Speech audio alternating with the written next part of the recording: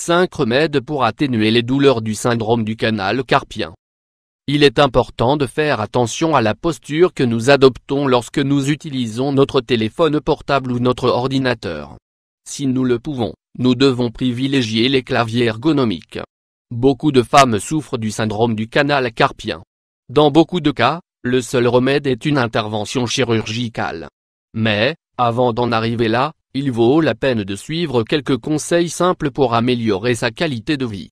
Les symptômes du syndrome du canal carpien. Les symptômes du syndrome du canal carpien apparaissent généralement entre 30 et 60 ans. Pour des raisons anatomiques, ce sont très souvent les femmes qui sont touchées par ce problème. Car leur canal carpien est plus étroit que celui des hommes. Cette zone se situe entre les os du poignet et le ligament carpien annulaire, à l'endroit où se situent les tendons fléchisseurs des doigts et le nerf médian. Et elle est sujette à souffrir de douleurs assez facilement. Elle se comprime et les tendons s'enflamment. Tout cela fait qu'il reste de moins en moins de place dans ce canal, et que le nerf s'obstrue petit à petit. Et c'est extrêmement douloureux. Il faut ajouter que, plus le temps passe, plus le risque de souffrir de cette affliction dans les deux mains est important. Les membres touchés sont donc plus difficilement fonctionnels, ce qui nous cause des problèmes lorsque nous devons manipuler des objets. Regardons de plus près les symptômes. Les douleurs débutent généralement la nuit. Elles commencent par des fourmis dans les mains, des engourdissements voire de crampes. L'important est que ces douleurs surviennent la nuit, et nous empêchent de dormir. Les crampes peuvent aller du poignet jusqu'au coude. Alors que la main est endormie, de subites douleurs se font ressentir, et notamment dans le pouce. Des difficultés pour attraper de petites choses apparaissent. Le sens du toucher disparaît peu à peu. Le geste du pouce préhenseur, qui nous permet d'attraper des objets, est extrêmement douloureux. Dans beaucoup de cas, les femmes enceintes souffrent du syndrome du canal carpien. Cela est dû à la rétention d'eau. C'est toujours utile de le savoir. Symptômes du syndrome du canal carpien 2. Remède pour le syndrome du canal carpien 1.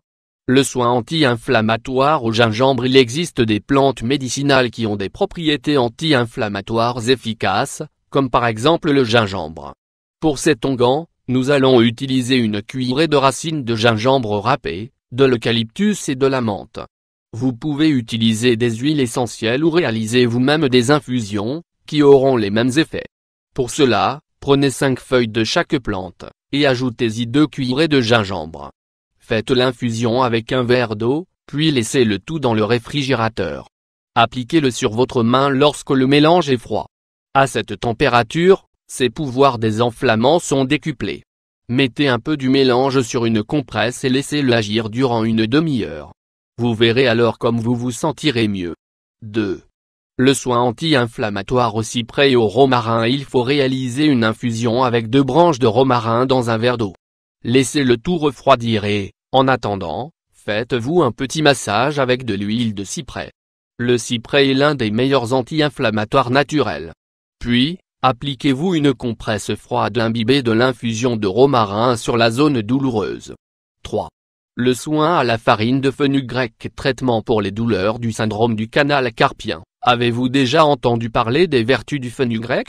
C'est un excellent élément pour préparer un soin anti-inflammatoire qui réduira vos douleurs. Il vous apportera en plus une excellente quantité de niacine, plus connue sous le nom de vitamine B3, essentielle pour soulager les infections et les douleurs. Ces vitamines et ces flavonoïdes sont parfaits pour traiter des maladies telles que l'arthrose ou l'arthrite. Ne passez pas à côté de ce remède qui vous fera beaucoup de bien. Mélangez de la farine de fenugrec avec de l'eau pour préparer un onguent que vous pourrez vous poser directement sur la main, directement sur le canal carpien. 4. Les principes alimentaires de base. Le syndrome du canal carpien peut également se combattre grâce à une alimentation riche en nutriments. Cela permettra de réduire les inflammations et fortifier les nerfs, le cartilage et les os. Comment s'y prendre? C'est très simple, débutez la journée avec une cuillère d'huile de graines de lin, qui vous permettra de lutter quotidiennement contre les inflammations grâce à sa forte teneur en vitamine B6. Le riz, les légumes verts, le blanc de poulet et les bananes sont également excellents pour traiter ce problème, tout comme les jus de pamplemousse, d'ananas et d'orange. Ils vous apporteront une bonne quantité d'antioxydants, de minéraux et de vitamine B. Faites l'effort tous les jours. Vous pouvez également vous préparer un jus pour le déjeuner en mixant 2 feuilles de chou frisées avec une pomme verte.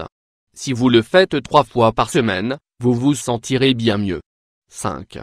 Les principes ergonomiques à connaître. Utiliser un téléphone portable ou un ordinateur sollicite beaucoup l'articulation qui est touchée par le syndrome du canal carpien. Il est simplement question ici de ne pas passer des heures à tapoter sur votre téléphone portable ou sur votre ordinateur. Et si vous êtes obligé de le faire, assurez-vous que votre clavier est ergonomique et qu'il ne demande pas trop d'efforts à vos poignets. Certains exercices légers sont adaptés au syndrome du canal carpien. Faites simplement des rotations avec votre poignet durant 1 minute, ou attrapez votre pouce gauche avec votre pouce droit et étirez-les durant 1 minute également. Cela vous permet aussi de ne pas perdre de flexibilité, de détendre vos membres et de soulager la douleur. Faites toujours des exercices légers et de faible intensité. Le syndrome du canal carpien est une maladie qui ne peut pas se soigner et qui nous oblige donc la plupart du temps à une opération chirurgicale. Mais, en attendant ce jour, suivez nos conseils pour vivre le mieux possible ce syndrome au quotidien.